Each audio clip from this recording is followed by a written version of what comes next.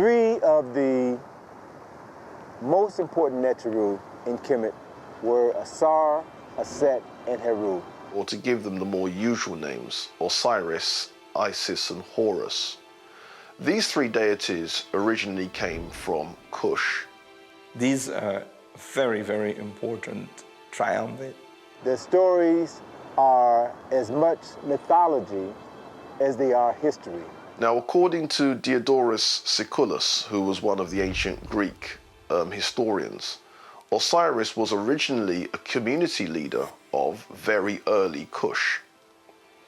He doesn't call him a king of Kush, but he makes it quite clear he was a leader. Ausar is regarded as the founding father of Khemet. He unified the two lands. He established the first nation-state in the recorded history of humanity. He is said to have introduced writing, the writing which the ancient Khemites referred to as Medu Neter, or the writing of God when it was written, or the words of God when it was spoken. He is also said to have introduced agriculture and theology.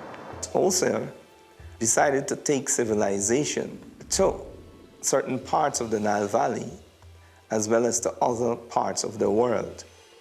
Ausar married a beautiful Nubian woman by the name of Set, who was his co-regent, not his inferior, his co-regent.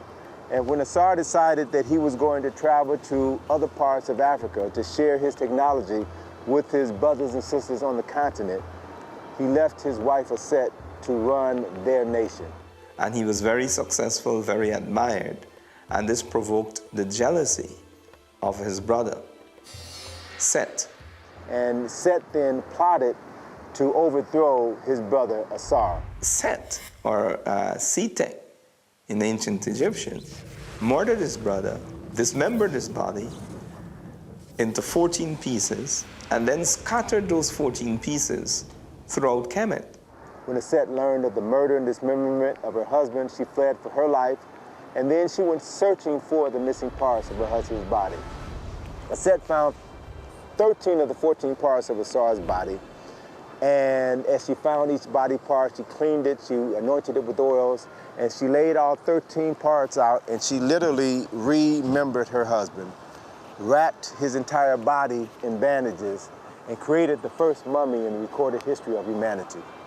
As Set was preparing to bury her husband, she grieved because she was about to bury the man that she loved. She grieved because she was still a virgin. They had never consummated their marriage, and thus she would never bear children by the man that she loved.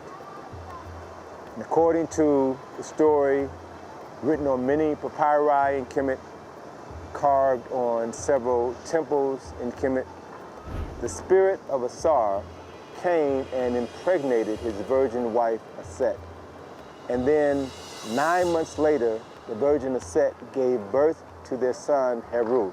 Now, in the case of Isis or Set, she is the original Virgin Mother, and she is seen suckling Horus.